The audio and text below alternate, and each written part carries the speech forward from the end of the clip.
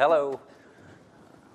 That's right. This is not my conference. This is Dean's conference. So I've got to get that in my head. This is a fun one for me. I tend to be a business guy at heart, and I love to see people be successful and do some things that are really interesting. And obviously, the tagline, next billion-dollar opportunity. That doesn't mean a game necessarily. That doesn't mean a franchise. It could mean technology. It could mean platform. It could be something really interesting. And I think the two guys we have here today look at it fairly differently, a entrepreneur and developer and technologist and a venture capitalist who gets to see a lot of opportunities. I think we get to hear a little bit today about what they think might be the next thing that hits the news. And obviously over the last few months, there's been a number of billion-dollar opportunities that have hit the news. No one's got a crystal ball, but I think these guys have some really good insights. Christian Segerstall, CEO of Super Evil Megacore, and he's got the T-shirt on to prove it. And and he's had a lot of success. Glue and Playfish. He's got a knack for being ahead of the curve, and not just seeing it, but executing on it. So I think, and he's working on some stuff I think that'll have a big impact, certainly in the mobile tablet space. Interesting to hear about. And Tim Chang, Managing Director at Mayfield Fund. Tim's been involved in not just game investments, but technology investments and some platform investments that have been really interesting. He said he wanted to be introduced as Christian's biggest groupie, and I think that's just because he wants to stay close to Christian's new opportunities. So if you guys come on out, we'll get this thing started. They don't want to hear me talk? All right. Thank you, sir.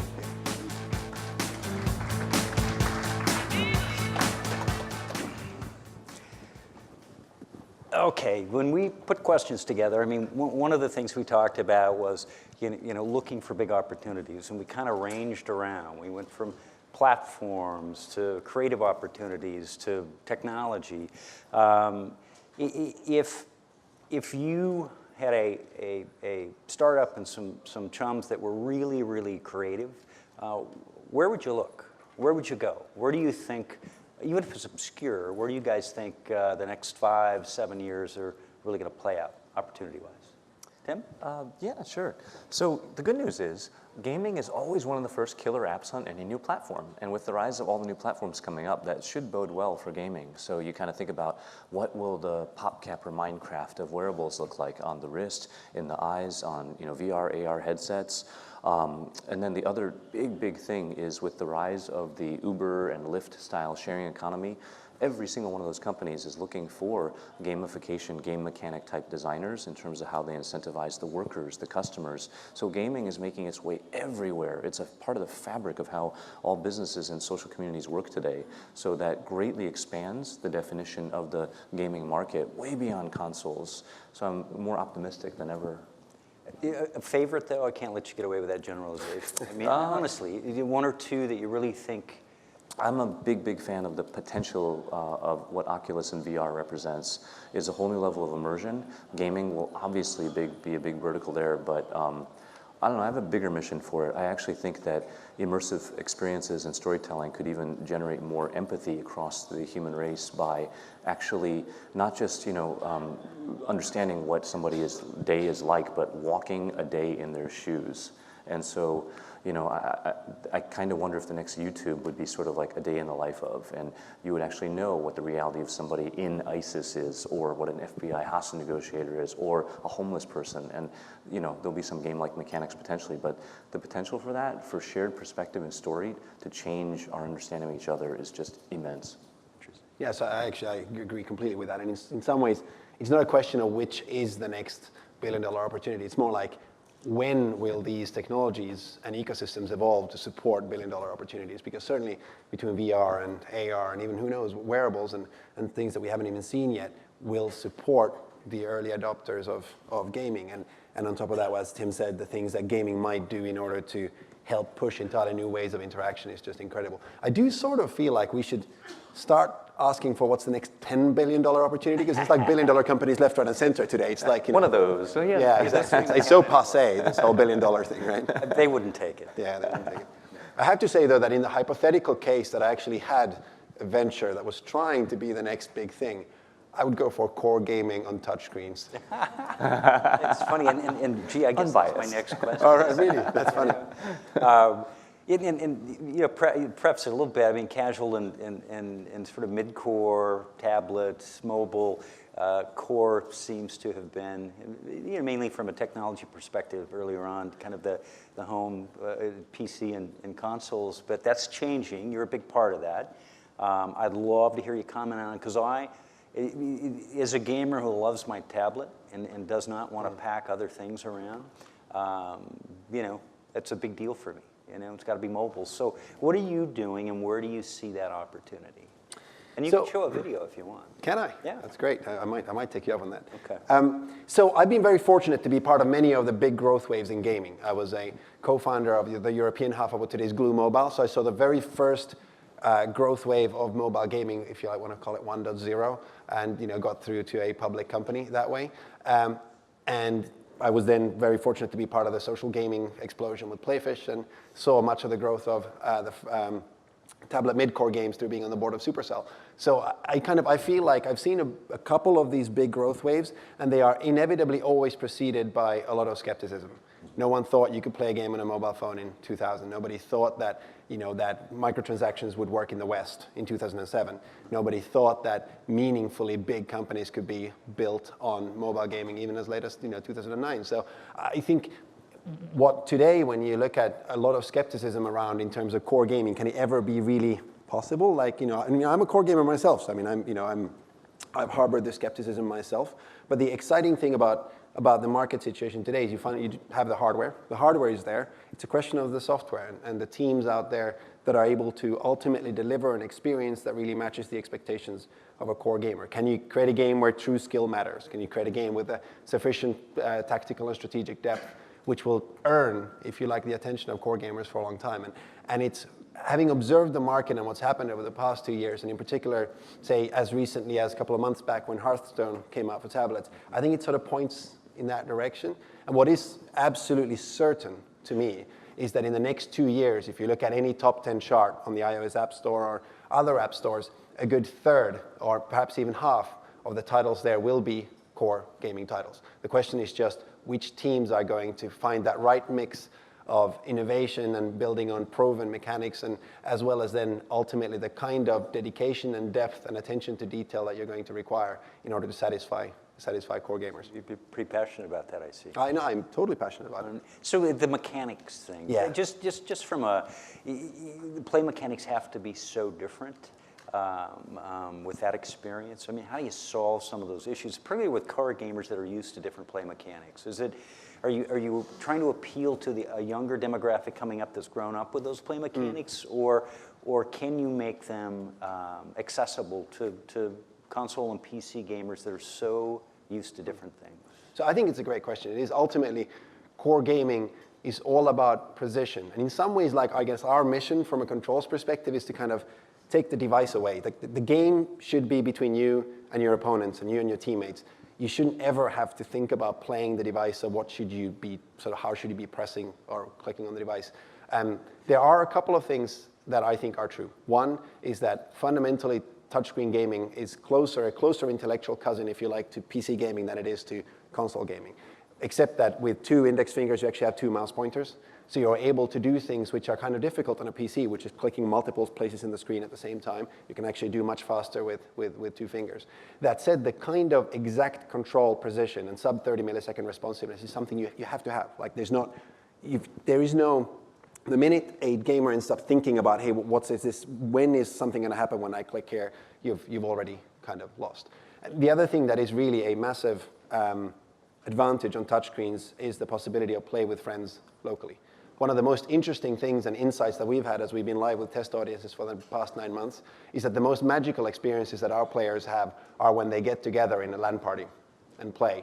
In fact, when we thought about how should we think about the live action trailer to our upcoming game, Vainglory, we decided to actually, instead of having like a traditional cinematic or having a traditional kind of pure gameplay trailer, we actually decided to try and show why this type of gaming is so much fun in the real world. So actually, I did bring a video, funnily enough. Good. It's only 2 minutes, but I figured I'd show you guys our live action trailer. So if we have the video. Just real quick from Tim, though. Tim, is Christian an outlier, or do you see a lot of people coming to you with similar ideas, looking for help to execute?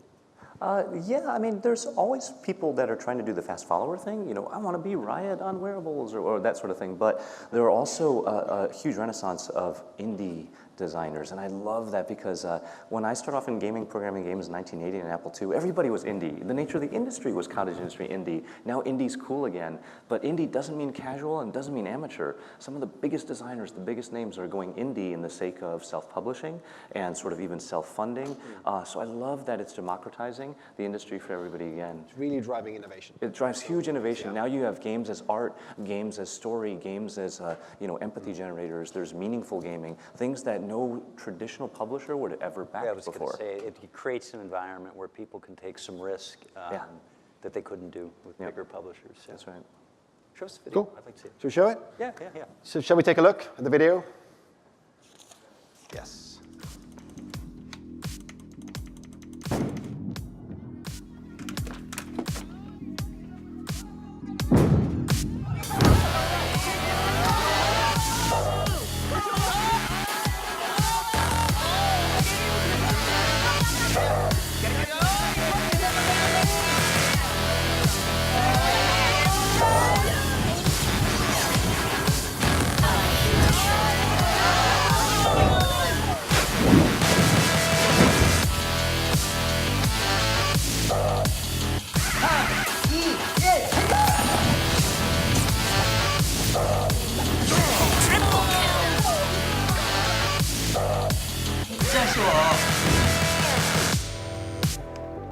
Hey, what's up?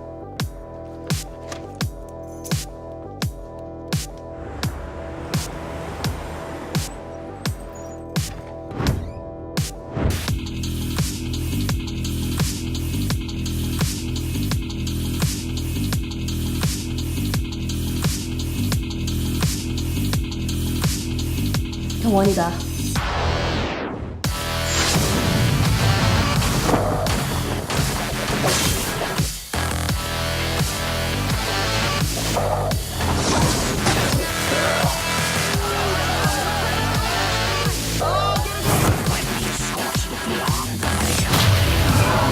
Your team has unleashed the Kraken.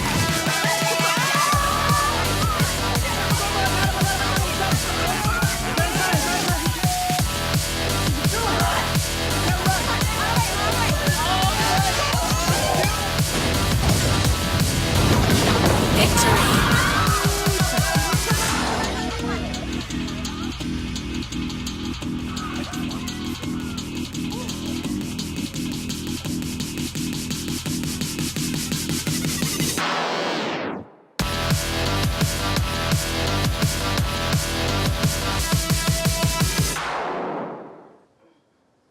Nice. See, I'm a two-finger typist. I might be pretty good at this. At least that's what they accuse me of in the office. So, cool. It'll be fun to see where it goes. Yeah, we're taking absolutely nothing for granted. One of the most exciting things for us is that there have been very high-profile, video creators for some of the most popular games on PC, who have, initially approached it with a massive skepticism, as rightly so, and ended up coming to us into the office, playing the game, and, in some cases joining the company full-time a few months later. So, we've been very, very excited by the early reception. But that said, clearly it's our place to earn. We are not expecting, we're not assuming anything. We hope that we get to work with work with the player base to make it better all the time.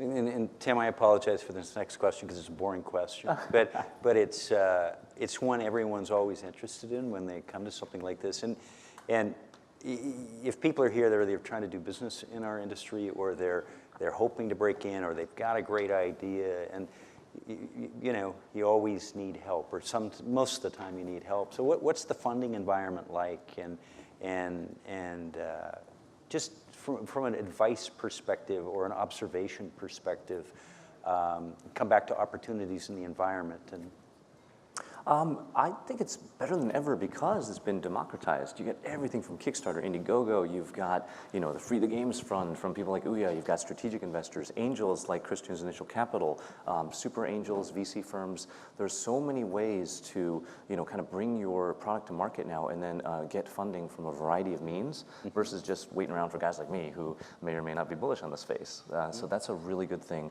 Also, as production costs come down for some of these newer platforms, it means you can launch more quickly. Right. You can be iterative on things, and so that part I think is better than ever. And what I'd say as key advice is, don't assume that VC is your only path or even the best path for what you're trying to do.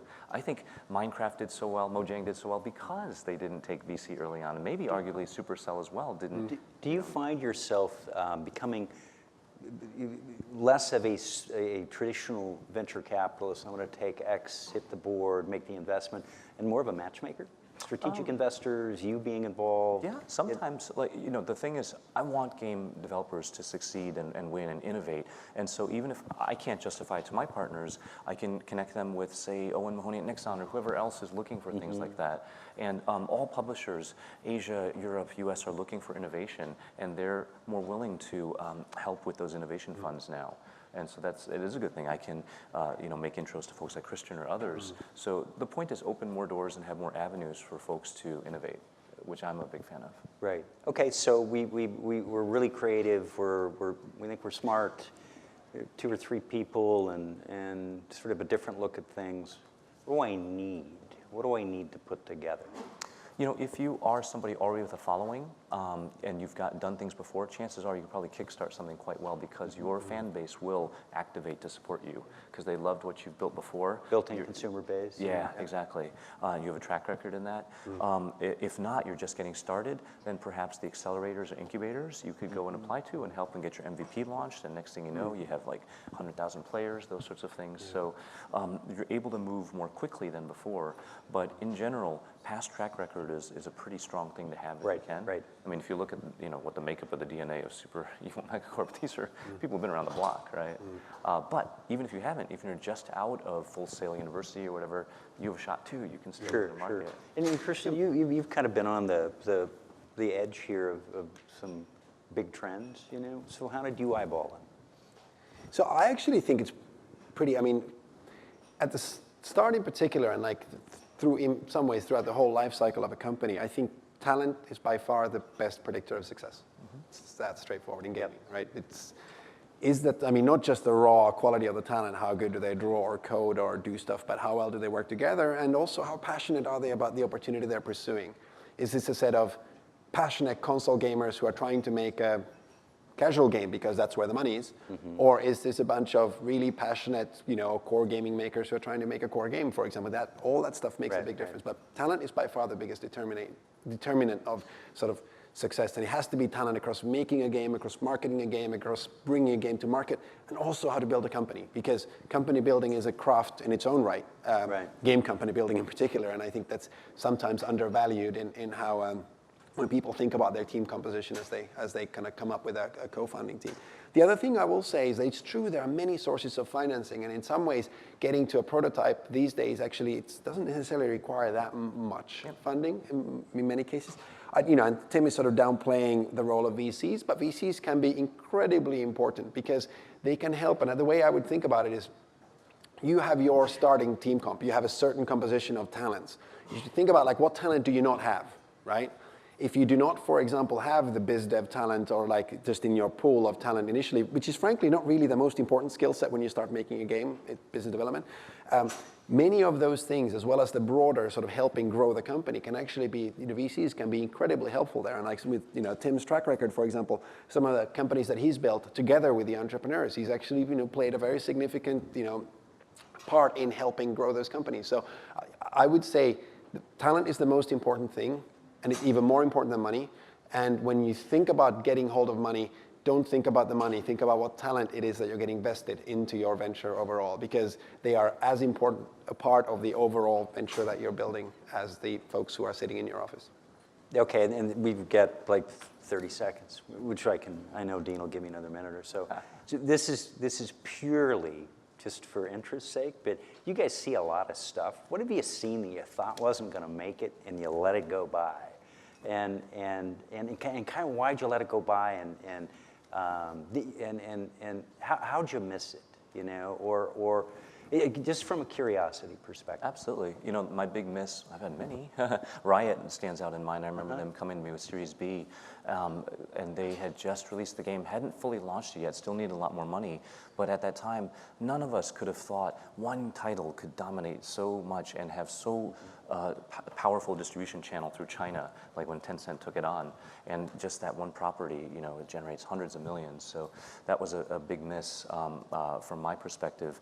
You know, another one that I tried like hell to get into was like a Mojang, right? Because you see it, but by then they don't need money anymore. Right. Christian called me up on Supercell, and you know, by then it was so well developed and so profitable, there might not have been a deal for VCs. So that's the power of the startups once they get something, a flywheel going, is that you have investors calling you all the time, just trying to get in. Mm-hmm. You saw that early, Supercell. Sorry? You saw Supercell early. Supercell? No, I mean, Supercell is still an independent company. I mean, the 51% of the equity, I guess, is held by SoftBank these days, but it's Weren't you involved in it early, though? Yeah, I was a seed investor and also a board member, yeah. I'm no longer a board member, but, you know. No, they're doing incredibly well. What a great company. Well, they're giving me the overtime signal. Thanks a lot, guys. I wish we had more time. It's always interesting. Hopefully you guys learned something, and tag these guys in the hallway if you have more questions. Thank you. Thank you.